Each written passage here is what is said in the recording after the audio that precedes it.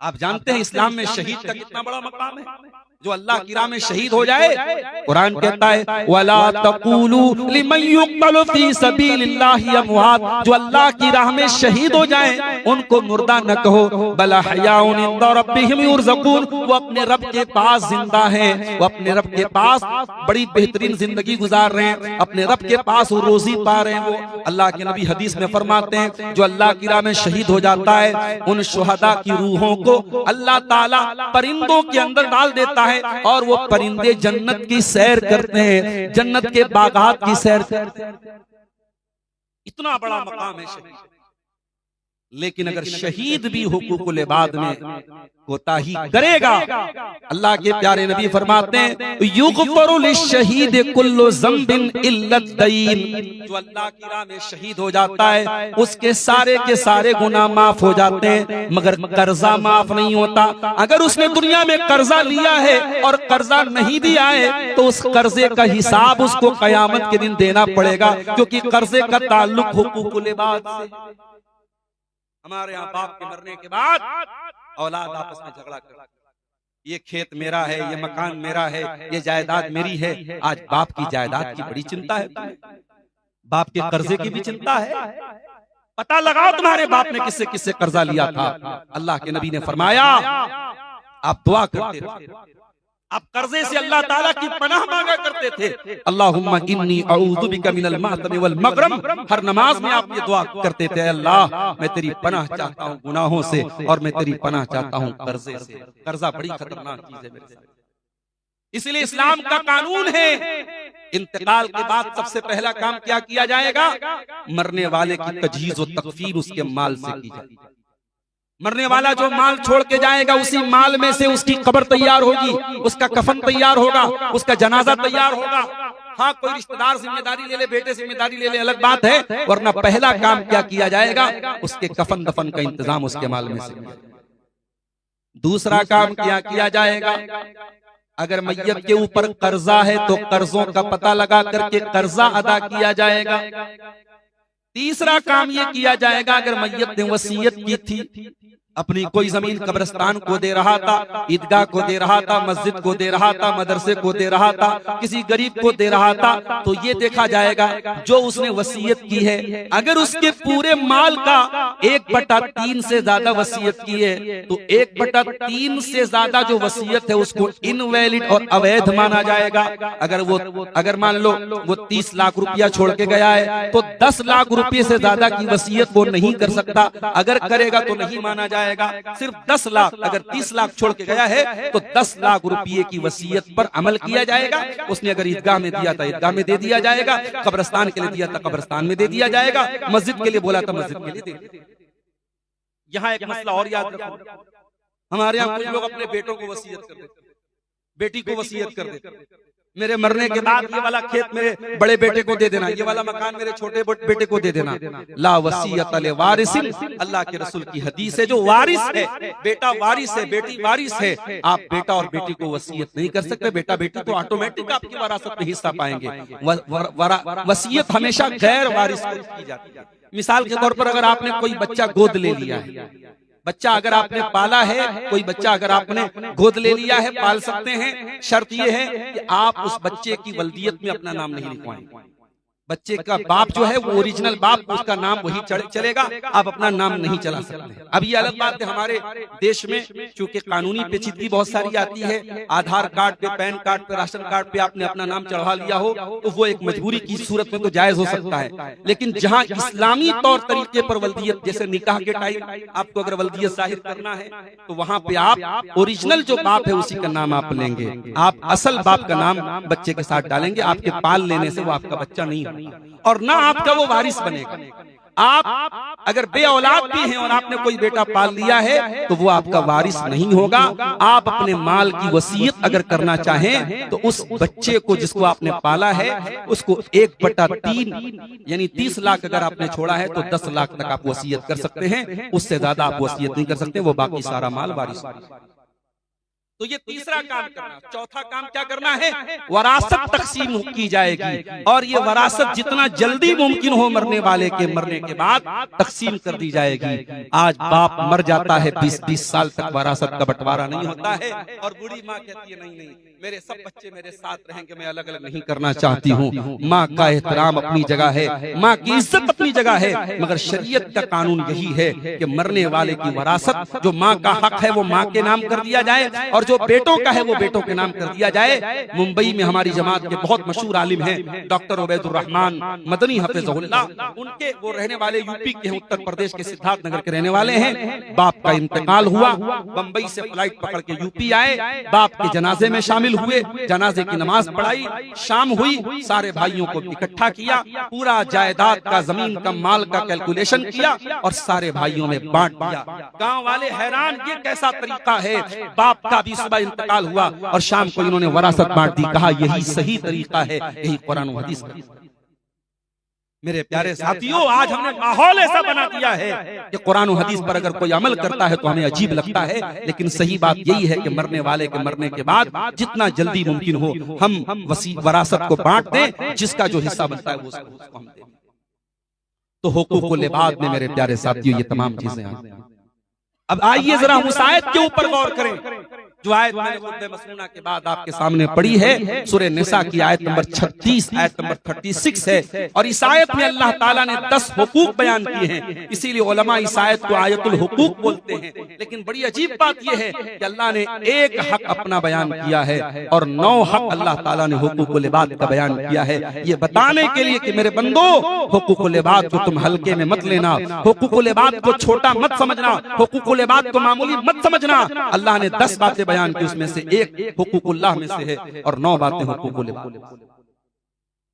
वाबुदुल्लाह वला तुशरिकू बिही शैया, तुम अल्लाह की इबादत करो और अल्लाह की इबादत में जरा सा भी शिर्क मत करो। जरा सा भी शिर्क करने की इजाजत नहीं है। ड्राइवर गाड़ी चला रहा है, सामने से बिल्ली रास्ता काट दे और ड्राइवर के दिमाग में ये आ जाए बिल्ली ने रास्ता काट दिया तो बड़ा खतरा हो गया, अब सामने एक्सीडेंट भी हो सकता है। ये सोच भी मेरे प्यारे साथियों तौहीद के खिलाफ। माँ बच्चे को मालिश कर रही है और मालिश करने के बाद माँ अपने बच्चे की पेशानी पर काजल का टीका लगाती है। पूछो क्यों लगाती हो? कहती काजल का टीका लगाने से नजर नहीं लगती है। पूछो तुमको किसने बताया? क्या कुरान ने बताया? क्या नबी ने बताया? क्या सहाबा ने बताया कि बच्चे को काजल का टीका लगाने से तुमको नजर नहीं लगेगी? मेरे प्यारे भाइयों, मेरी प्यारी माँ और बहनों, ये बच्चे को नजर से बचाने के लिए काजल का टीका लगाना ये भी तौहीद के खिलाफ है, ये भी शिर्क की एक किस्म है। मैं ये नहीं कह रहा हूं कि ये इतना कर देने से कोई इस्लाम से खारिज हो गया। शिर्क की भी बहुत सारी कैटेगरी होती है, मगर ये भी एक तरीके का शिर्क है कि आप एक काजल के टीके के बारे में ये अकीदा रखें कि काजल का टीका हमारे बच्चे को नजर बस से बचाए। बहुत सारे समाज में, मुसलमानों के मुआशरे में शादीशुदा औरतें मंगलसूत्र पहनती हैं। पूछो ये क्या है? कहती है सुहाग की निशानी। माफ करना, इस्लाम में औरत के लिए सुहाग की उसके जिस्मानी एतबार से कोई निशानी नहीं। सुहाग की निशानी न तेरा मंगलसूत्र है, न तेरे हाथ की चूड़ी है, न तेरे बालों का गजरा है, न तेरा जेवरात है। इस्लाम में शादीशुदा औरत की कोई ऐसी जाहिरी निशानी नहीं है और ये मंगलसूत्र आपके इस्लाम का कोई, इसका कोई कॉन्सेप्ट नहीं। ये गैर मुस्लिमों के यहाँ एक कॉन्सेप्ट है। उनके यहाँ मंगलसूत्र जो होता है उसके बारे में ये अकीदा होता है कि जब तक मंगलसूत्र है गले में तब तक मंगल मंगल रहेगा। पत्नी जो है वो पति के उसके शादी में उसके सुहाग में रहेगी। उनके यहाँ यह अकीदा है। हमारे यहाँ अगर औरतें इस नीयत से पहन रही हैं, माला पहन सकती हैं और लॉकेट पहन सकती हैं, कोई हर्ज की बात नहीं है, लेकिन मंगलसूत्र जो इस अकीदे के साथ पहना जा रहा है ये गलत है और ये भी तौहीद के खिलाफ है। बड़ी बारीक चीज है, कभी कभी ज़बान से निकलने वाली ये चीज भी हमें शिर्क के दायरे तक पहुंचा। अभी मेरा एक प्रोग्राम था जबलपुर में, मध्य प्रदेश में। इत्तेफाक से जिस दिन प्रोग्राम था हम लोग, मैं उस दिन खाली था, मैंने टाइम दे दिया। अब उन लोगों को मालूम नहीं था जहाँ पे प्रोग्राम का स्टेज लगा वहां पे ख्वाजा साहब के मानने वाले थे। अब ख्वाजा साहब के मानने वाले उसी दिन वो उर्स मना रहे थे। उन्होंने कहा कि ये वहाबी लोगों की चाल है, वहाबी लोगों ने जानबूझ के आज के दिन प्रोग्राम रखा है। अब वो लोग बिल्कुल विरोधी हो गए, हम साहब प्रोग्राम नहीं होने देंगे। मुझे लोगों ने फोन किया, मैंने कोई मसला नहीं, आप प्रोग्राम वहां से हटा दीजिए, मस्जिद में रख लीजिए, हमें कोई प्रॉब्लम नहीं, मस्जिद में रख लीजिए। प्रोग्राम हुआ मस्जिद में। तो जब मैं वहां जबलपुर गया तो क्या देख रहा हूँ साहब, बड़े बड़े डीजे लगे हुए हैं, साउंड लगा हुआ है, और ख्वाजा साहब के नाम पे जो है उनके गीत बज रहे हैं और कव्वाली बज रही है, और कहीं शरबत कोई पिला रहा है, कोई चाट खिला रहा है, कोई जो है सब्जी पूड़ी खिला रहा है, ख्वाजा साहब के नाम पे खिलाया जाए। कुरान कहता है इन्नमा हर्रमा अलैकुमुल मैता, ऐ ईमान वालो तुम पर अल्लाह ताला ने मुर्दार हराम किया है। मुर्दार हराम है, मरा हुआ जानवर जिसको अल्लाह के नाम से ज़बह न किया गया हो, जो खुद से मर गया हो, वो मुर्दार तुम्हारे लिए हराम है। वद्दम, और खून भी हराम है, बहता हुआ जो खून होता है वो हमारे लिए हराम है।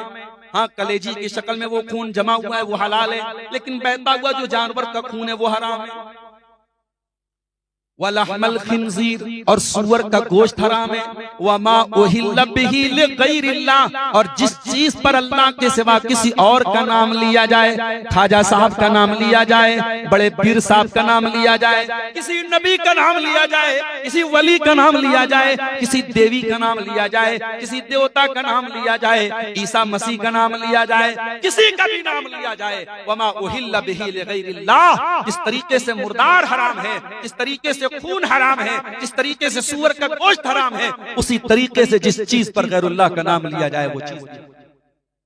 मुसलमानों, आज तुम ख्वाजा मोइनुद्दीन अजमेरी के नाम पे तुम बिरयानियां बंटवा रहे हो।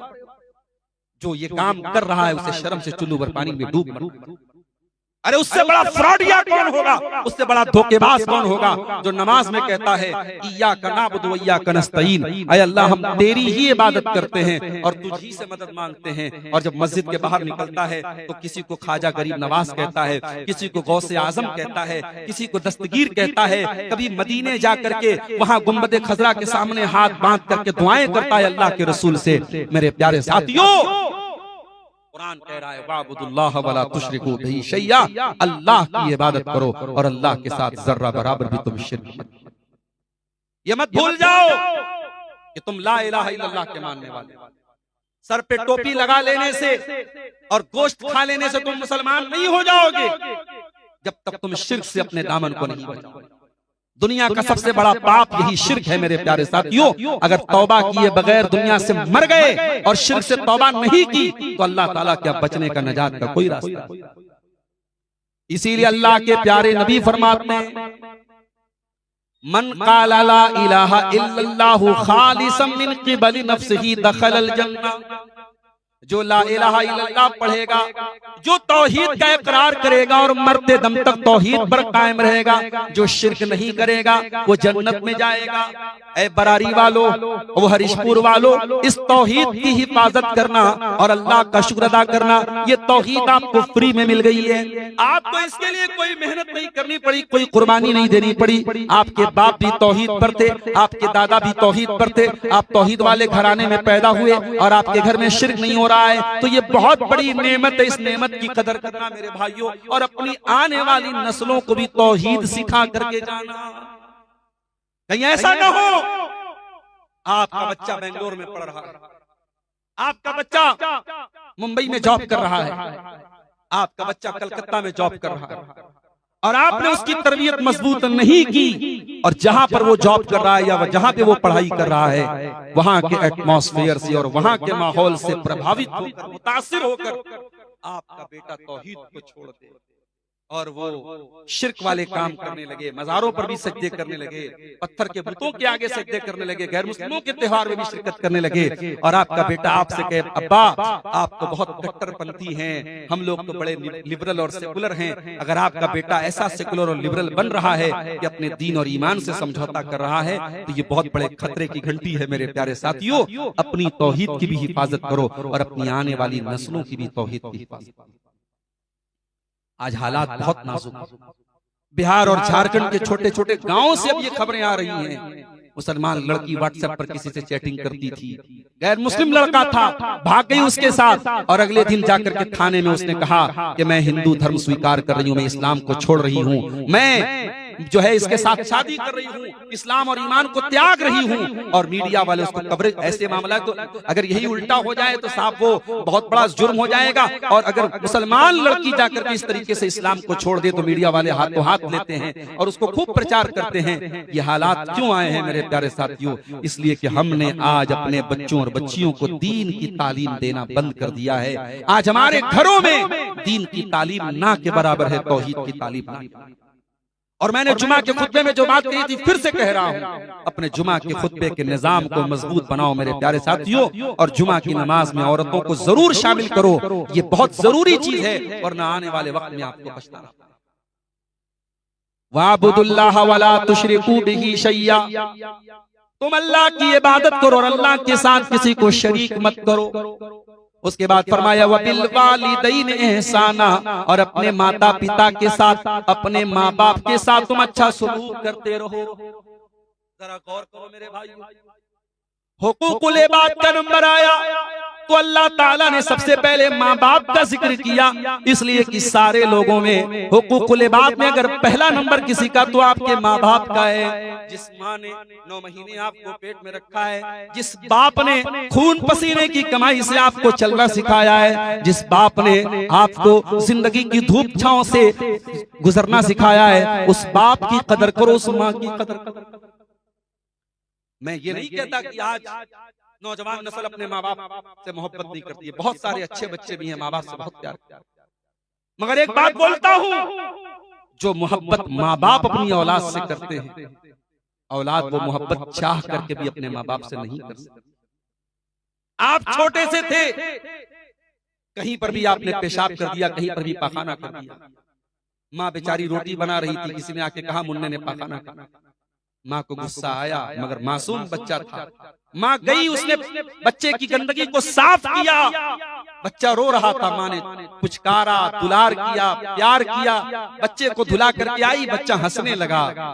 और इसी का जब अपोजिट होता है, और अल्लाह ना करे किसी माँ पर ये नौबत आए, किसी बाप पर ये नौबत आए, जब वो माँ और बाप बिस्तर पर इस हालत में पहुंच जाएं कि वो बेचारे बाथरूम नहीं जा सकते, वो अपनी गंदगी को अपने हाथ से साफ नहीं कर सकते, और बेटे को करना पड़ रहा है, बेटी को करना पड़ रहा है, तो वो कर तो देंगे मगर नाक पर रुमाल रख के और हाथ रख के करेंगे, वो उस दिल और खुशी के साथ नहीं कर सकते जो माँ ने आपके साथ किया था।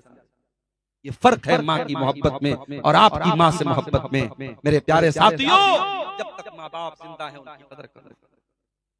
कुरान कहता है इम्मा यबलुगन्ना इंदकल किबरा अहदुहुमा औ किलाहुमा फला तकुल लहुमा उफ, जब तुम्हारे माँ बाप में से कोई एक बूढ़ा हो जाए।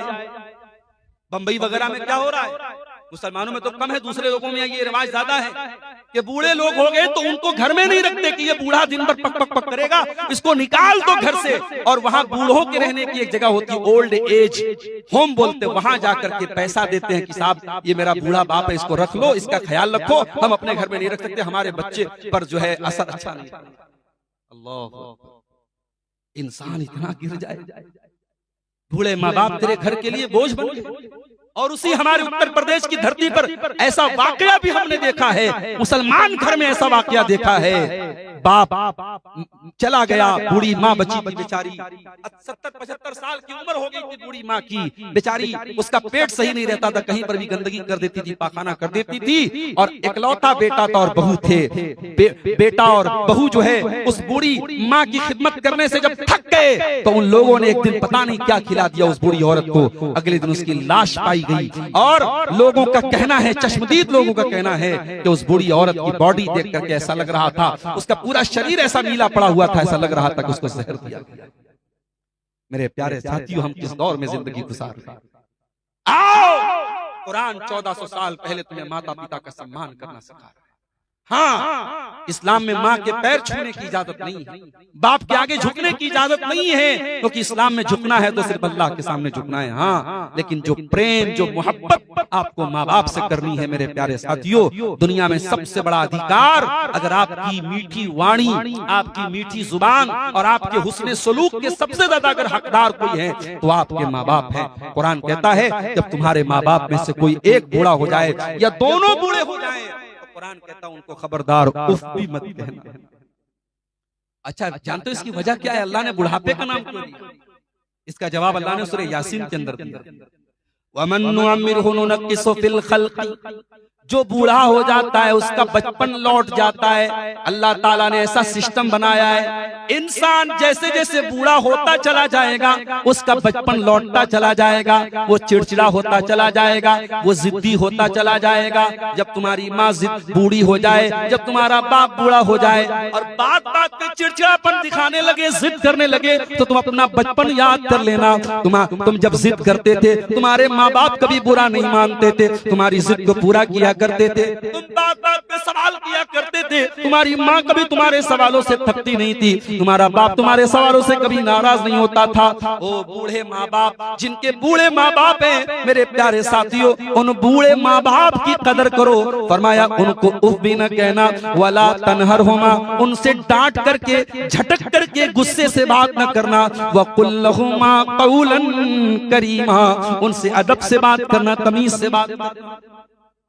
उसके बाद फरमाया वक़्फ़िज़ लहुमा जनाहद्दुल्ली मिनर रहमा, तुम डीएम बन जाओ, तुम एसपी बन जाओ, तुम एसएसपी बन जाओ, कमिश्नर बन जाओ, मिनिस्टर बन जाओ, तुम कुछ भी बन जाओ, जब माँ के पास जाना तो बेटा बन के जाना, जब बाप के पास बैठना तो बेटा बन के बैठना।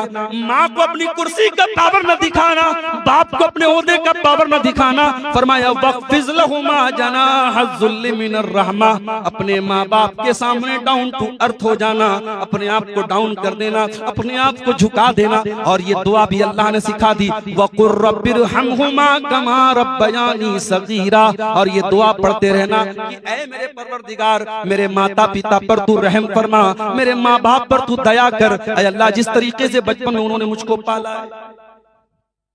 कितने लोगों को ये दुआ याद है, रब्बिरहमहुमा कमा रब्बयानी? आज ये दुआ भी बहुत सारे लोगों को याद नहीं है। आज बाप का इंतकाल हो जाए, माँ का इंतकाल हो जाए तो बेटा इस काबिल भी नहीं है कि अपने बाप और माँ के जनाजे की नमाज पढ़ सके ढंग से, उसकी दुआएं तक उसको याद नहीं है। और आप इन मदरसों को हकीर समझते हैं, इन मौलवियों को हकीर समझते हैं। मेरे प्यारे साथियों, कम से कम एक बेटे को तो ऐसा बनाओ, एक बच्चे को तो ऐसा बनाओ, एक बच्ची को तो ऐसा बनाओ कि जब आपका इंतकाल हो जाए तो वो बच्चा और बच्ची अल्लाह के सामने दुआ कर सके, रब्बिरहम हुमा कमा रब्बयानी सगीरा, ऐ अल्लाह मेरे माँ बाप पर रहम फरमा, इस तरीके से उन्होंने बचपन में मुझको। तो हुकूकुल इबाद में पहला नंबर मेरे प्यारे साथियों माँ बाप। उसके बाद फरमाया वबिज़िल कुर्बा, और अपने रिश्तेदारों के साथ तुम अच्छा सलूक करो। जब तुम दुनिया में आए अकेले नहीं आए, कोई माँ है, कोई बाप है, कोई दादा है, कोई नाना है, कोई चाचा है, कोई ताया है, कोई फूफा है, कोई खाला है। इन रिश्तों में तुम घिर करके पैदा हुए, ये रिश्ते अल्लाह ने बनाए थे। इसीलिए सूरह निसा की पहली आयत में अल्लाह ने फरमाया, या अय्युहन्नासु तक़ू रब्बकुमुल्लज़ी खलक़कुम मिन नफ्सिन वाहिदा व खलक़ मिनहा ज़ौजहा व बत्त मिनहुमा रिजालन कसीरन व निसाअ फत्तक़ुल्लाहल्लज़ी तसाअलून बिही वल अरहाम। अल्लाह ने फरमाया मेरे बंदो, तुम अल्लाह से डरो और रिश्तों को तोड़ने से डरो, रिश्तों को काटने से डरो। अपने चाचा से रिश्ता खत्म न करना, भाई से रिश्ता खत्म न करना, दादा से रिश्ता खत्म न करना, मामू से रिश्ता खत्म न करना। कभी ऊंच नीच हो जाए, कभी किसी बात पे झगड़ा भी हो जाए, फरमाया ला यहिल्लु लिमुस्लिमिन अन यहजुरा अखाहु फौqa सलास, 3 दिन से ज्यादा किसी से ताल्लुक तोड़ के मत बैठ जाना, किसी से 3 दिन से ज्यादा रिश्ता मत तोड़ लेना। आज हमारे यहाँ थोड़ा गौर कीजिए, गांव घर की आम कहानी, भाई भाई में बातचीत बंद है, चाचा भतीजे में बातचीत बंद है, कहीं के को बेटा बाप से बात नहीं करता है, बेटा माँ से बात नहीं करता। और यही नहीं, रिश्ते तो रिश्ते होते हैं मेरे भाइयों। इंसान जब कभी किसी से रिश्ता तोड़ लेता है तो मरने के टाइम बच्चों से कह के जाता है, खबरदार मैं दुनिया से जा रहा हूँ, चाचा से रिश्ता मत रखना, ताया से रिश्ता मत रखना। अपने बच्चों को भी गलत बात की वसीयत करके, अगर बाप ऐसी कोई वसीयत करके भी जाता है तो कुरान और हदीस का हुक्म यही है, ला ताअता लि मखलूकिन फी मासियतिल खालिक, अल्लाह को नाराज करके माँ बाप की बात भी नहीं मानना है। रिश्तों को जोड़ने की कोशिश करो मेरे भाइयों, रिश्तों को तोड़ने की कोशिश करो। जानते हो जब अल्लाह ने इस दुनिया को बनाया तो रिश्ता, जिसको अरबी में रहम बोलते हैं, ये रिश्ता जाकर के अल्लाह के दामन में जाकर के पनाह ले लेता है। और रिश्ता अल्लाह ताला से कहता है कि ऐ अल्लाह, कल दुनिया में लोग रिश्ते को तोड़ेंगे तो कहां लोग पनाह लेंगे, किसकी पनाह लेंगे? अल्लाह तेरी पनाह लेंगे। अल्लाह ने रिश्ते से फरमाया अला अमा तरज़ीना अन असिल मन वसल की वाक़तामन क़ता। ऐ रिश्ता, क्या तू ये नहीं चाहता कि जो तुझको जोड़े मैं उसको जोड़ूं, जो तुझको तोड़े मैं उसको तोड़। जो रिश्ते को जोड़ेगा अल्लाह उसको जोड़ेगा, जो रिश्ते को तोड़ेगा अल्लाह उसको। इसलिए मेरे भाइयों, अगर 4 पैसे अल्लाह ने दिए हैं, मस्जिदों में देते हो बहुत अच्छी बात है, मदरसे में देते हो बहुत अच्छी बात है, कब्रिस्तान में देते हो बहुत अच्छी बात है, लेकिन अगर तुम्हारे रिश्तेदारों में, तुम्हारे भाई बंधुओं में, तुम्हारे खानदान में, तुम्हारे रिश्तेदारों में अगर कोई गरीब है, जरूरतमंद है, पहले उसकी मदद करो मेरे प्यारे से। अल्लाह के नबी फरमाते हैं अस्सदक़तु अला ज़िर्रहिम सिंतान। अपने रिश्तेदार को जब आप दान देते हैं, जब सदका देते हैं, जब ज़कात देते हैं, तो आप डबल सवाब पाएंगे। एक रिश्तेदारी का सवाब पाएंगे और दूसरे ज़कात का और सदका खैरात का सवाब पाएंगे। लेकिन हाँ, हर रिश्तेदार को ज़कात नहीं दे सकता। बाप अपने बेटे को ज़कात नहीं दे सकता, बेटा अपने बाप को ज़कात नहीं दे सकता, बीवी अपने शौहर को ज़कात नहीं दे सकती। जिन रिश्तेदारों की कफालत हमारे जिम्मे, उनको हम ज़कात नहीं, हाँ उनकी मदद कर सकते, पैसा दे सकते, लेकिन हम ज़कात की कोई रकम उनको नहीं दे सकते। तो अपने रिश्तेदारों की मदद किया करो मेरे साथ, और ऐसी मदद करो कि रात के सन्नाटे में जाकर के कुछ दे दो। तुम्हारे रिश्तेदारों में किसी गरीब की लड़की की शादी है, जाओ, ऐलान करके मत जाओ, प्रचार मत करो, फोटो लेके मत मदद करो, अकेले में जाओ, 10,000, 50,000, लाख जो भी तुम दे सकते हो दे दो। आपकी बेटी की शादी है, मेरी बहन है, वो आप इसको खर्च कर देना। इस तरीके से भी आप नेकी कर सकते हो मेरे साथ।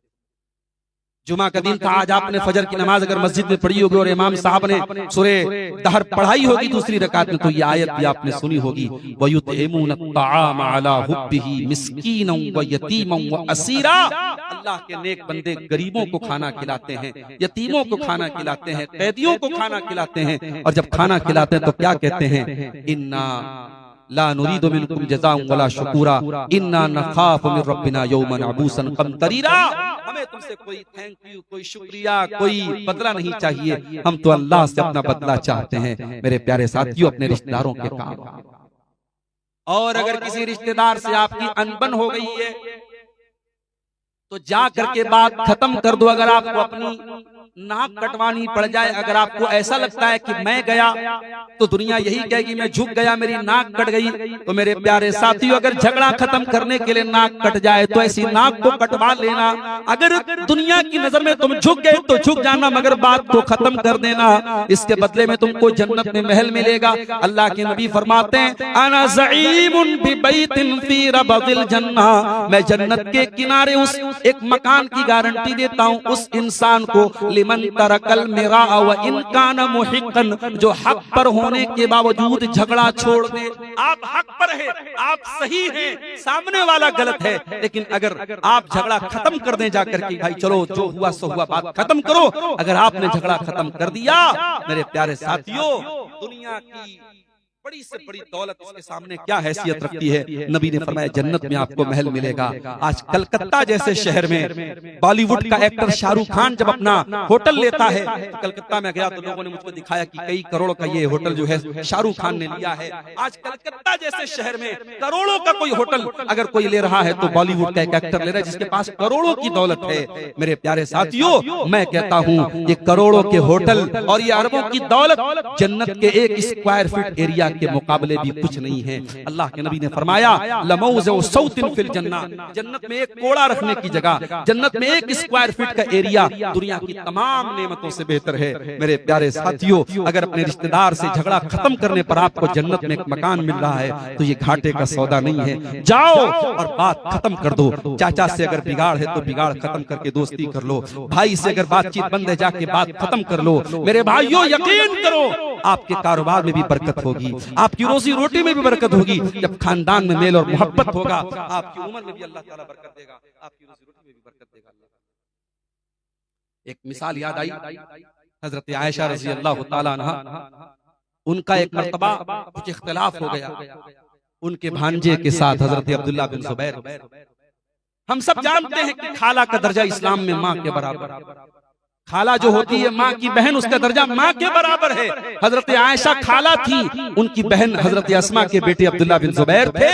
और अब्दुल्ला बिन जुबैर रजी अल्लाह ताला अन्हु बड़े पाए के सहाबी हैं। उन्होंने हजरत आयशा की किसी बात पर एतराज कर दिया और बड़े सख्त अल्फाज में कह दिया कि मैं आयशा को रोकूंगा, मैं अपनी खाला को रोकूंगा और ये काम नहीं करने दूंगा। हजरत आयशा को ये बात पता लगी, हजरत आयशा को बहुत बुरा लगा और उन्होंने बड़े गुस्से में कसम खा के कहा कि आज के बाद मैं अब्दुल्ला बिन जुबैर से बात नहीं करूंगा। सहाबा थे तो इंसान, सहाबा कोई फरिश्ते नहीं थे, हमारी और आपकी तरह वो भी इंसान थे। उनके बीच में भी नाराजगी होती थी, झगड़ा होता था। हजरत आयशा अपने भांजे से नाराज हो गई। हम और आप होते तो सोचते क्या फर्क पड़ता है, खाला अगर नाराज हो जाए तो हो जाए। अगर हम पैसे वाले हैं, अगर हम इज्जत वाले हैं, अगर हमारा समाज में नाम है तो हम किसी के सामने झुकने वाले नहीं है। मगर वो सहाबा थे। हजरत आयशा से जब नाराजगी हुई, अब्दुल्ला बिन जुबैर को अपनी गलती का एहसास हुआ, आए अपनी खाला के पास, ऐ मेरी खाला जान मुझे माफ कर दीजिए, मैंने गलत बात बोल दी, मुझे ऐसा नहीं बोलना चाहिए था, ऐसा जुमला नहीं इस्तेमाल करना चाहिए था। उन्होंने बहुत माफी मांगी, मगर अब हजरत आयशा अपने भांजे को माफ करने को तैयार नहीं हुई। आखिर में अब्दुल्ला बिन जुबैर ने एक आइडिया लगाया, उनके दिमाग में एक आइडिया आया। उन्होंने दो सहाबा से बातचीत किया। ये कौन दो सहाबा थे? एक का नाम मोहम्मद इब्ने मसलमा था, दूसरे का नाम मुझे याद नहीं आ रहा है। दो लोग थे। ये दोनों सहाबी जो थे, ये अल्लाह के रसूल के नानिहाल से इनका ताल्लुक। नानिहाल समझते हैं आप? यानी माँ का जो मायका होता है, पता नहीं आपके यहाँ शेरशाबादी में क्या बोलते हैं उसको, तो उर्दू में नानिहाल बोलते हैं। तो जो नानिहाल का जो रिश्ता था, अल्लाह के नबी बहुत मोहब्बत करते थे अपने नानिहाल के रिश्तेदारों से। तो हजरत आयशा भी नबी के रिश्तेदारों से बहुत मोहब्बत करती थी। अब्दुल्ला बिन जुबैर ने आइडिया लगाया और नबी के नानिहाल के दो सहाबा से कहा कि आप लोगों को मेरा मसला हल करना है और चल करके मेरी खाला को मना लेना है। ये तीनों लोग जब पहुंचे हजरत आयशा के घर में, बुखारी के अल्फाज हैं, इन्होंने दरवाजे पर जाके सलाम किया, अस्सलामु अलैकुम व रहमतुल्लाहि या उम्मुल मोमिनीन, ऐ उम्मुल मोमिनीन आपके ऊपर सलाम हो। हजरत आयशा ने सलाम का जवाब दिया। इन्होंने कहा अनदखुल, क्या हम अंदर आ जाएं? हजरत आयशा तो अंदर थी, उनको पता नहीं था कि इब्ने जुबैर भी आए हैं, मेरे भांजे भी आए हैं। उन्होंने कहा ठीक है अंदर आ जाओ। जब ये तीनों लोग अंदर गए, अंदर पर्दा लगा हुआ था, पर्दे के उस पार हजरत आयशा थी, इस पार तीनों लोग। जरा गौर करो, नबी की बीवी है, सबकी माँ है, पूरी उम्मत की माँ है, और जाहिर है कि हजरत अब्दुल्ला बिन जुबैर के सामने हजरत आयशा उम्र दराज भी है। लेकिन इन तीनों लोगों के आने के बाद जब ये तीनों अंदर गए तो हजरत आयशा सामने नहीं आई, पर्दे में थी। पता ये चला कि मुसलमान औरत हर हाल में पर्दा करती है अपने गैर महरम के लिए, चाहे वो उम्र दराज भी हो जाए, लेकिन वो पर्दे का एहतमाम करती है। आज जवान जवान लड़कियां बगैर पर्दे की घूमती रहती हैं, और ये कहा जाता है कि पर्दा तो दिल का होता है, दिल का पर्दा होता है, आंखों का क्या भरोसा है। मेरे प्यारे साथियों, क्या नबी के सहाबा से ज्यादा साफ सुथरा किसी का दिल हो सकता है? क्या नबी की बीवियों से साफ सुथरा किसी का दिल हो सकता है? ये तीनों लोग अंदर गए, अंदर पर्दा लगा था, पर्दे के उस पार हजरत आयशा थी। जैसे ही तीनों लोग अंदर गए, अब्दुल्ला बिन जुबैर चूंकि खाला थी, उनकी खाला तो माँ के बराबर होती है, खाला महरम होती है, गैर महरम नहीं होती है।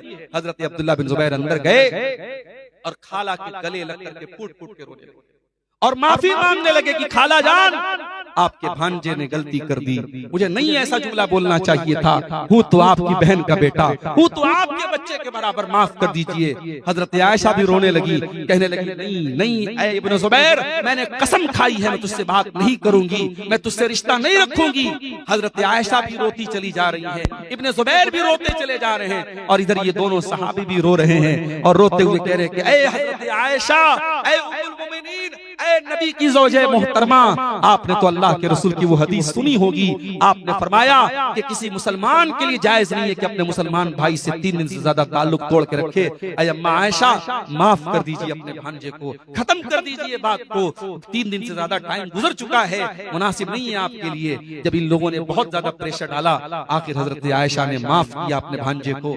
और इस्लाम में अगर कसम कोई तोड़ दे तो उसका कफारा क्या है? एक गुलाम आजाद करना है। या 3 दिन रोजा रखना है या 10 मिस्किन को खाना खिलाना है, मगर हजरत आयशा रजी अल्लाह तआला अन्हा ने इस कसम के कफारे के तौर पे 40 गुलाम आजाद किए। और जब इस वाक्य को हजरत आयशा याद करती थी, ज़ारो कतारो रोने लगती। मेरे प्यारे साथियों, रिश्तेदारों का बहुत बड़ा हक होता है।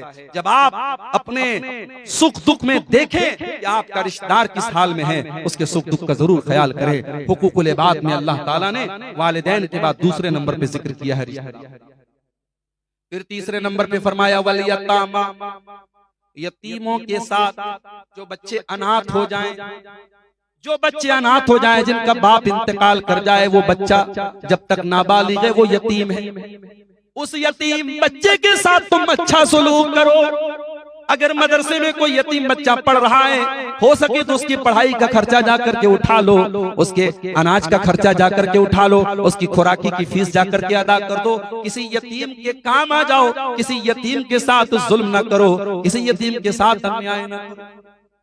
यतीम का बड़ा हक है मेरे प्यारे सारे। मगर आज समाज इस कदर जलील हो चुका है कि बाप की जिंदगी में अगर कोई भाई मर जाए तो दूसरा भाई अपने ही यतीम भतीजों से कहता है, जाओ तेरा बाप मर गया, अब तेरे बाप की मेरे बाप की जायदाद में तुम लोगों का कोई हिस्सा नहीं बनता है। अपने ही यतीम बच्चों को, अपने ही यतीम भतीजों को अपने बाप की जायदाद में से धक्का देके निकाल दिया।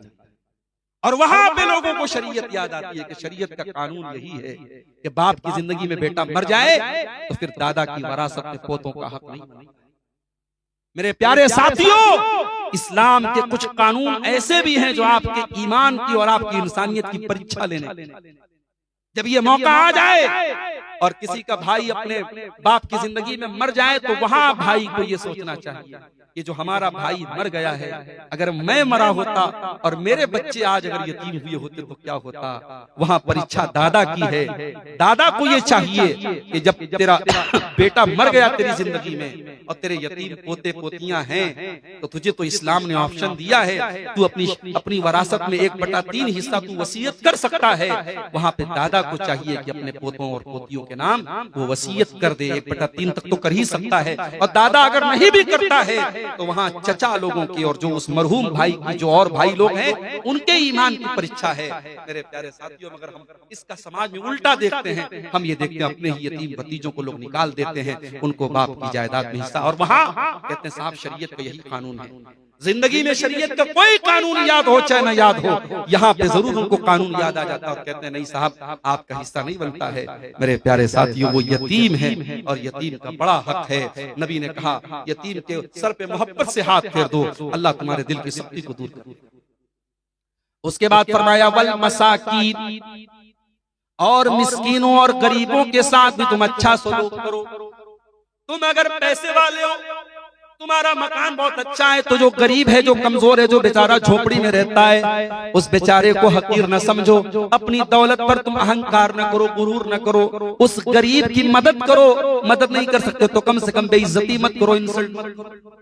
उसके बाद फरमाया वल जारि जिल कुर्बा, और अपने उन पड़ोसियों के साथ भी अच्छा सलूक करो जो पड़ोसी भी हैं और रिश्तेदार भी हैं। अगर आपके घर के बगल में आपका भाई रहता है तो पड़ोसी भी है, रिश्तेदार भी है, उसके साथ तुम्हें ज्यादा अच्छा सलूक करना है। वल जारिल जुनुबी, और अगर पड़ोसी है लेकिन रिश्तेदार नहीं है तब भी उसके साथ अच्छा सलूक। पड़ोसी है और रिश्तेदार है तो डबल हक है, और पड़ोसी है और रिश्तेदार नहीं है तब भी हक है। यहाँ तक कि अगर पड़ोसी है और वो गैर मुस्लिम है, हमारी कास्ट का नहीं है, हमारे धर्म का नहीं है, तब भी मेरे प्यारे साथियों हमें उसके साथ अच्छा सलूक करना है। इस्लाम में धर्म और जात के आधार पे पड़ोसी को कोई तकलीफ पहुंचाने की इस्लाम में इजाजत नहीं है। अगर गैर मुस्लिम भी है तो उस पड़ोसी के साथ आपको अच्छा सलूक करना है। ये बात याद रखो। आज भारत में जितना भी नफरत का माहौल पैदा हो चुका है, लेकिन अगर आपके गांव में गैर मुस्लिम आपके साथ रहते हैं तो आपको उनके साथ वही भाईचारा और वही अखलाक अपनाना है जो इस्लाम आपको शिक्षा देता है और तालीम देता है। पड़ोसी का बहुत बड़ा हक है। आप पेट भर के खाएं और आपका पड़ोसी भूखा रहे, ये इस्लाम की तालीम नहीं है मेरे प्यारे साथियों। चाहे वो रिश्तेदार हो, चाहे रिश्तेदार ना हो, मुसलमान हो चाहे ना हो, अगर पड़ोसी है तो उसका बहुत बड़ा हक। अब 2-3 चीजें और बयान करके मैं बात खत्म करूंगा। अल्लाह ने फरमाया वस्साहिब बिल जंबी, जो आपके सफर का साथी है। आप ट्रेन में जा रहे हैं, दिल्ली जा रहे हैं, कलकत्ता जा रहे हैं, ट्रेन में आपके साथ जो आदमी बैठा है उसको तकलीफ मत पहुंचाओ। उसके साथ कोई बुरा सलूक मत करो। अब जब ट्रेन में और बस में सफर करने वाले के साथ आपको अच्छा सलूक करना है, तो आपकी जो पत्नी है, जो वाइफ है आपकी, वो तो सारी जिंदगी आपके सफर में आपकी हम सफर हैं। इसीलिए उलमा ने इस आयत की तफसीर में लिखा कि वस्साहिब बिल जम में बीवी भी शामिल है, जो आपकी जिंदगी भर की हम सफर है। बीवी के साथ अच्छा सलूक करो, बीवी को नौकरानी मत समझो, बीवी को गुलाम मत समझो, बीवी को ऐसा मत समझो कि तुम आका हो, तुम्हारी नौकरानी है। बीवी से मोहब्बत करो, बीवी को इज्जत दो। अल्लाह ने फरमाया तुम्हारे पहलू के जो साथी हैं उनके साथ भी तुम अच्छा। उसके बाद फरमाया वपनी सबील, और अगर कोई परदेसी है, कोई दूसरे स्टेट से, दूसरे इलाके से आया, मेहमान बन के आया, मेहमान की इज्जत करो, परदेसी के काम आओ। वमा मलकत अयमानुकुम, और जो तुम्हारे गुलाम है, तुम्हारी लौंडियां हैं, जो नौकर चाकर हैं, अपने नौकरों के साथ भी तुम अच्छा सलूक करो।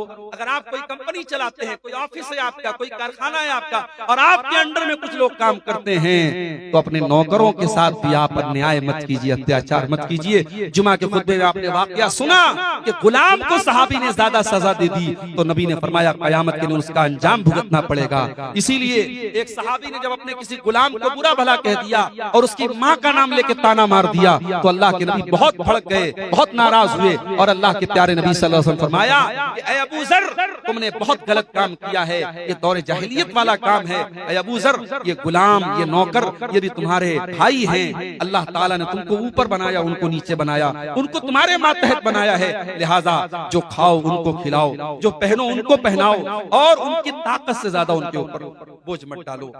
आज आप देखिए दुनिया में मजदूरों की यूनियन बनी है और यह मजदूर दिवस मनाया जाता है। 1400 साल पहले मोहम्मद अकरम सल्लल्लाहु अलैहि वसल्लम ने फरमाया कि जब मजदूर की मजदूरी दे दो, इसके पहले कि उसका पसीना सूख जाए। मजदूरों का हक भी इस्लाम ने बयान किया, गरीबों का हक भी इस्लाम ने बयान किया, गुलामों का हक भी इस्लाम ने बयान किया। मेरे प्यारे साथियों, ये अल्लाह का दीन है, ये अल्लाह की शरीयत है, और इसमें समाज के हर वर्ग का हमें ख्याल करने का हुक्म दिया गया। और आखिरी बात जो अल्लाह ने सूरह निसा की आयत में कही, फरमाया इन्नल्लाह ला युहिब्बु मन काना मुख्तालन फखूरा। अल्लाह ताला किसी अहंकारी को, किसी घमंड करने वाले को, किसी गुरूर करने वाले को पसंद नहीं करता है। अहंकार करना इब्लीस का तरीका है, अहंकार करना कारून का तरीका है, गुरूर करना फिरौन का तरीका है। जिन्होंने गुरूर किया मिट्टी में मिल गए, कारून अपने खजाने के साथ जमीन में धंसा दिया गया, फिरौन पानी में डूबा करके मार दिया गया, इब्लीस हमेशा के लिए अल्लाह की बारगाह से धुतकार दिया गया। अहंकार न करो, गुरूर न करो, और हुकूकुल इबाद का ख्याल वही रखेगा इसके दिल में अहंकार नहीं होगा। ऐ इंसान, तुझे किस बात का अहंकार है? हकीर पानी के कतरे से पैदा इंसान, मिट्टी से पैदा इंसान, तुझे गुरूर किस बात का है? ला तमश फिल अर्ज़ मरहा, जमीन में अकड़ करके न चल। इन्नका लन तखरिकल अर्ज़ा, तू जमीन को फाड़ नहीं सकता है। वलन तबलुगल जिबाल तूला, तू पहाड़ों की बुलंदी पे नहीं चढ़ सकता है। अल्लाह की इस यूनिवर्स में, अल्लाह की इस कायनात में तेरे जमीन के जैसे न जाने कितने सैयारे खला में घूम रहे हैं। इतनी बड़ी कायनात में एक छोटा सा गोला है जिसको हम जमीन कहते हैं। उस जमीन में बहुत सारी कंट्रीज और बहुत सारे मुल्क हैं, उसमें एक छोटा सा मुल्क है भारत, और भारत के छोटे से गांव में रह करके तू अहंकार करता है। अरे उस अल्लाह के, उस क्रिएटर के पावर के सामने तेरी क्या हैसियत है? इसलिए मेरे प्यारे साथियों, अल्लाह अहंकार करने वालों को, गुरूर करने वालों को पसंद नहीं करता है। हुकूकुल इबाद के ताल्लुक से ये चंद बातें आपके सामने रखी गई हैं। हम अल्लाह से दुआ करते हैं रब्बुल आलमीन हम सबको हुकूकुल इबाद के मामले में जो कमियां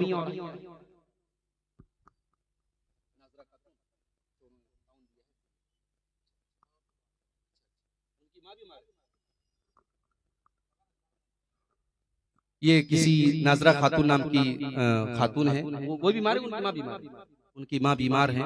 अल्लाह ताला उनको शिफाए कामिला अजला अता फरमाए। उनकी तरफ से कुछ मस्जिद के लिए ताउन भी आया है, अल्लाह कबूल फरमाए। अल्लाह ताला हम सबको कहने सुनने से ज्यादा अमल की तौफीक अता फरमाए। मैं एक मरतबा फिर हरीशपुर के इस गांव के तमाम लोगों का, यहाँ के इमाम साहब का, और हमारे ये जो हमारे शेख हैं जामिया सल्फिया में हमारे मुआसिरीन में से थे, अल्लाह इनको भी जज़ाए खैर दे। बड़ा खूबसूरत आपने ये प्रोग्राम आज सजाया, और दिन के बावजूद और काम वगैरह छोड़ करके, अपनी मसरूफियात को छोड़ करके आप बैठे और गौर से आप आपने तकरीरों को सुना। अल्लाह ताला आप सबके जमा होने को, हम सबके जमा होने को कबूल फरमाए। अल्लाह कहने सुनने से ज्यादा हम सबको अमल की तौफीक अता फरमाए। और हमारे बीच में अगर हुकूकुल इबाद को लेकर के कोई लापरवाही और कोताही है, किसी भाई का अपने भाई से रिश्ता बंद है, किसी ने अपनी बहन से बोलचाल बंद रखी है, कहीं पे बाप बेटे में बातचीत बंद है, अल्लाह उन तमाम लोगों को सही समझ दे और हुकूकुल इबाद को अदा करने की तौफीक अता फरमाए। अल्लाह जब तक हमें दुनिया में जिंदा रखे, इस्लाम पर जिंदा रखे और हमारा खात्मा ईमान पर हो। आमीन व आखिर दावाना अनिल हम्दुलिल्लाहि रब्बिल आलमीन। वस्सलामु अलैकुम व रहमतुल्लाहि। जी, आपके खुतबा के माध्यम से एक बात आई, बच्चा वाला गोद वाला। किसी ने एक सवाल पूछा कि मैं हॉस्पिटल से बच्चा लिया हूँ, उनके माँ बाप के बारे में पता नहीं है, तो उनके निकाह कैसे पढ़ाएंगे? देखिए, ये बहुत पेचीदा सिचुएशन आती है कि अगर आप ऐसा बच्चा लेते हैं जिसकी वल्दियत का अता पता नहीं है, तो कुरान करीम में उसके बारे में ये बताएगा कि तब भी वो आपका बेटा नहीं है। फ़इख्वानुकुम, तब भी दीनी रिश्ते में वो तुम्हारा भाई होगा। अब आप बाप की हैसियत से पाल रहे हैं, वो आपको अब्बा जान कह सकता है, बाप कह सकता है, मगर आप वालिद नहीं हो जाएंगे। तो ऐसे बच्चों की वल्दियत में किसका नाम लिखवाया जाए या किसका नाम लिया जाए? तो ऐसी सूरत हाल में उलमा ने ये लिखा है, फतवा दिया है कि ऐसे ही अब्दुल्ला लिख दिया जाएगा। अब्दुल्ला माने अल्लाह का बंदा, तो वहां पर भी इंसान अपना नाम नहीं लिखेगा, अब्दुल्ला लिख करके वल्दियत में दर्ज करेगा। जी, अगला सवाल है, कैंसर, कोढ़ या सांप के काटने से या आग से जलकर मरने से क्या इनके हिसाब किताब में कुछ कमी आएगी? देखिए, हिसाब किताब में कमी तो नहीं आएगी। हदीस में ये आता है कि जो पेट की बीमारी में इंतकाल कर जाए वो शहीद है, जो जल करके मर जाए वो शहीद है, जो अपनी जान बचाने के लिए कत्ल हो जाए वो शहीद है। तो यहाँ जो अल्लाह के रसूल ने शहीद कहा है, तो कैंसर वगैरह भी अगर पेट में है तो उस हदीस में जिसमें पेट की बीमारी का जिक्र आया है, तो उलमा ने कहा कि पेट के अंदर कोई भी बीमारी में अगर इंतकाल करता है तो उसमें कैटेगरी में आ जाता है। इसी तरीके से जो औरतें डिलीवरी, बच्चे की डिलीवरी के दौरान इंतकाल होता है, उनके बारे में भी अल्लाह के नबी ने फरमाया कि वो शहीद है। तो शहीद का मतलब क्या है? मतलब ये है कि अगर उस औरत की या उस मर्द की जिंदगी ईमान वाली थी, नेक अमल वाली थी, तो ये इस तरीके की जो मौत है ये उसके अच्छे अंजाम की तरफ इशारा है कि उसका खात्मा अच्छा हुआ है और अल्लाह ताला के उसके साथ मामला अच्छा होगा। लेकिन इंसान सारी जिंदगी कुछ ना करे, नेकियां ना करे, गुनाह पर गुनाह करता रहे और जल के मर जाए, तो हम ये थोड़ी बोल देंगे कि उसका हिसाब किताब नहीं। ऐसा नहीं है। तो उसकी जो जिंदगी है उसके हिसाब से अल्लाह ताला के यहाँ मामला होगा। और हदीस में जो शहीद कहा गया उसका मतलब यही है कि उसका खात्मा अच्छा हुआ है। लेकिन टर्म एंड कंडीशन लागू है। एक इंसान अगर अपनी जिंदगी में ईमान पर था, नेक अमल करता था और उसका इंतकाल मान लीजिए अगर जुमा के रात में हुआ है, तो उसको भी अच्छे खात्मे की एक अलामत बताया गया है। अगर उसका इंतकाल कुरान पढ़ते हुए हुआ है, ये अच्छी अलामत है। अगर उसका इंतकाल इन चीजों में से किसी सूरत में हुआ है तो एक अच्छे खात्मे की अलामत है। जी, अगला सवाल है कि माँ या बाप में से उसके औलाद को उसको देख रेख करता है बुढ़ापे में, तो माँ बाप उनको ज्यादा जमीन अपनी दौलत में कुछ देता है जी, क्या भाई लोग खुशी से देता है या समाज के लोग दिलाता है, ये सही है? नहीं, देखिए सुनिए, अगर माँ बाप के ऐसा होता है समाज में कि एक बच्चा माँ बाप की ज्यादा केयर कर रहा है और दूसरे बच्चे माँ बाप के साथ उतनी केयर नहीं कर रहे हैं या गलत भी कर रहे हैं, तो बाप को क्या ये इजाजत है कि उस बेटे को जो उनकी खिदमत कर रहा है उसको अपनी वरासत में ज्यादा दे दें? देखिए, वरासत तो मरने के बाद तकसीम होती है, जिंदगी में बाप जो देगा वो हिबा होगा। और इस्लाम का कानून यही है कि हिबा बराबर बराबर देना पड़ेगा सारे बच्चों को। अब ये आप कह रहे हैं कि समाज खुश है, बच्चे खुश हैं, तब भी इसकी इजाजत शरई तौर पे नहीं है। और वो क्यों नहीं है वो भी सुनिए। इस्लाम में आपकी खिदमतों के हिसाब से आपको वरासत में हिस्सा नहीं मिलता। वरासत अल्लाह का बनाया हुआ सिस्टम है, उसमें हमें छेड़छाड़ करने की इजाजत है। मान लीजिए एक बेटा बाप का 40 साल का, अब 40 साल तक बेटा बाप के साथ रहा है, बाप की सेवा किया है, सब कुछ उसने किया है। और मान लीजिए कि जब बाप मरा तो उसका कोई बेटा उसकी बीवी के पेट में, उसने तो बिल्कुल खिदमत नहीं की बाप, वो पैदा भी हुआ है बाप के मरने के बाद, लेकिन जब वो पैदा होगा तो जितना 40 साल वाले बेटे को हक मिलेगा उतना ही बाप के मरने के बाद जो बच्चा जन्म लिया है उसको भी उतना ही हक। इसीलिए कुरान में जब अल्लाह ताला ने वरासत का कानून बताया तो अल्लाह ने कहा आबाउकुम व अबनाउकुम ला तदरुन अय्युहुम अक़रबु लकुम नफ़ा, कि तुम्हारे बाप में से और तुम्हारी औलाद में से कौन तुमको ज्यादा नफा के एतबार से तुम्हारे करीब है ये तुम नहीं जानते। ये हमारी बनाई हुई तकसीम है, इस पे तुम छेड़छाड़ मत करो।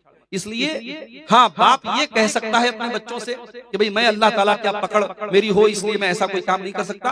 आप लोग अपने इस भाई को, अगर ऐसा भी होता है जैसे 5 भाई हैं, एक भाई बहुत मजबूत है माली एतबार से, और कुछ भाई कमजोर हैं, तो जो भाई मजबूत है अगर वो अपनी सवाबदीद से कि भाई हमें अल्लाह ताला ने पहले ही बहुत कुछ दिया है और हम माँ बाप की उतनी सेवा भी नहीं कर पाए, हमारा छोटा भाई है तो इसको हम बाप की विरासत में ज्यादा दे देंगे, वो आपस में ज्यादा दे दे वो चलेगा, लेकिन बाप को जिंदगी में ज्यादा नहीं देना चाहिए वरना अल्लाह के उसके। अल्लाहु आलम।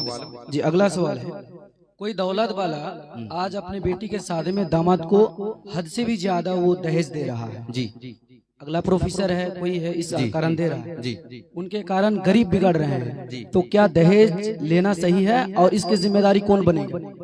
देखिए, जहेज लेना गलत है और इसके बहुत सारे बुरे इफेक्ट पड़ रहे हैं और मैं समझता हूं कि समाज में जो अमीर तबका है जब तक वो शुरुआत नहीं करेगा और वो इससे अपने दामन को नहीं बचाएगा, देखिए गरीब और मिडिल क्लास का आदमी तो कभी कभी समाज में जो रस्म बन जाती है बस उसको निभाने में बेचारा वो मर जाता है। जो समाज में चल पड़ा है बस उसको करना है, चाहे खेत बेच के करना है, बैंक से लोन लेके करना है तो करना है।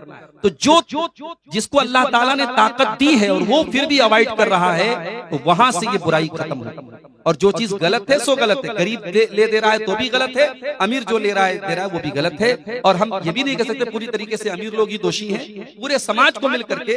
आपके इसी भारत में आप हरियाणा के गांव की खबर बहुत आई थी, अखबार पे वायरल हुई थी, पूरा अहले हदीसों का गांव है, मेवातियों का गांव है। उस गांव के लोगों ने ये अपने यहाँ कानून पास कर लिया कि हमारे यहाँ कोई जहेज का लेन देन नहीं करेगा, जो करेगा हम बरादरी से उसको बाहर कर देंगे। वहां इस पर अमल हो रहा है अल्हम्दुलिल्लाह, वहां कोई दिक्कत नहीं है। तो आप भी अपने यहाँ बहुत सारी चीजें आप कानून बना सकते हैं ताकि लोग उसका पालन करें। अभी हमारे बनारस में जैसे आपके यहाँ शेरशाबादी समाज का एक एसोसिएशन है, हमारे यहाँ अंसारी बिरादरी के लोग ज्यादा हैं, उनकी भी अपनी एक एसोसिएशन है, उनके भी सरदार हैं। तो सरदार लोगों ने ये तय किया कि शादी जो होगी तो बारात नहीं जाएगी या जाएगी तो बस 20 से 25 लोग जाएंगे और खाने में जो है 10-10 तरीके का आइटम नहीं रहेगा, नॉर्मल जो खाना रहेगा वो खाना रहेगा। लोगों ने कानून बनाया और अल्हम्दुलिल्लाह 100% तो नहीं 80% अमल हो रहा है। तो आप जब कोशिश करेंगे तो इंशाअल्लाह उसका अमल असर भी होगा इंशाअल्लाह। मेरा आखिरी सवाल है, क्या जन्नत किस्मत में लिखी हुई है? जन्नत यकीनन किस्मत में लिखी है, क्योंकि अल्लाह के नबी की हदीस है कि जब बच्चा माँ के पेट में 120 दिन का होता है, जब 4 महीने का होता है तो अल्लाह ताला 4 चीजें लिखता है। उसमें एक चीज ये लिखता है कि बंदा कितना जिएगा, उसकी उम्र क्या होगी, उसकी रोजी रोटी क्या होगी, वो अमल क्या करेगा, और वो बच्चा वो इंसान जन्नती होगा या जहन्नमी होगा, ये भी लिखा है। अब सवाल ये है कि जब लिखा हुआ है तो फिर हम अमल क्यों करें? तो इस सवाल का जवाब ये कि क्या आपको पता है कि आपकी किस्मत में क्या लिखा है? आपकी तकदीर लिखी है मगर ये अल्लाह को पता है, आपको नहीं पता है। आपके हिस्से की रोजी रोटी लिखी है, लेकिन क्या आप घर में बैठे रहेंगे, हम दुकान पर नहीं जाएंगे हमारे हिस्से की रोजी लिखी है? तो रोजी लिखने का मतलब ये नहीं कि आप घर बैठे रहेंगे तो रोजी मिलेगी। इसी तरीके से जब आप जन्नती हैं, अगर आपकी तकदीर में जन्नत लिखी है तो अल्लाह ताला आपको उसी अमल की तौफीक भी देगा। इसीलिए अगर आप नमाज पढ़ते हैं तो इसमें अपना बहुत कमाल मत समझिए, अल्लाह तौफीक दे रहा है। और बहुत सारे लोग ऐसे सारी जिंदगी वो नेक अमल करते हैं और मरने के पहले शिर्क कर देते हैं, कुफ्र कर देते हैं और जहन्नम में चले जाते हैं। तो वहां तकदीर ही की वजह से ऐसा होता है। इसलिए हमें और आपको यकीनन इस बात पर ईमान है कि हमारी तकदीर लिखी है और तकदीर में यह भी लिखा है कि हम जन्नत में जाएंगे कि जहन्नम में, लेकिन हमें वो तकदीर पता नहीं है। इसलिए हम अल्लाह से जन्नत का सवाल भी करेंगे और जन्नत में ले जाने वाला अमल करेंगे और जहन्नम से बचने वाला अमल करेंगे। अल्लाह के नबी की हदीस है कि तुम तकदीर जानते नहीं हो, लिहाजा तुम अमल करो और जिस चीज की तुम्हारी तकदीर में जो चीज लिखी गई है वो रास्ता तुम्हारे लिए आसान कर दिया जाएगा इंशाअल्लाह। ठीक है, जज़ाकुल्लाह।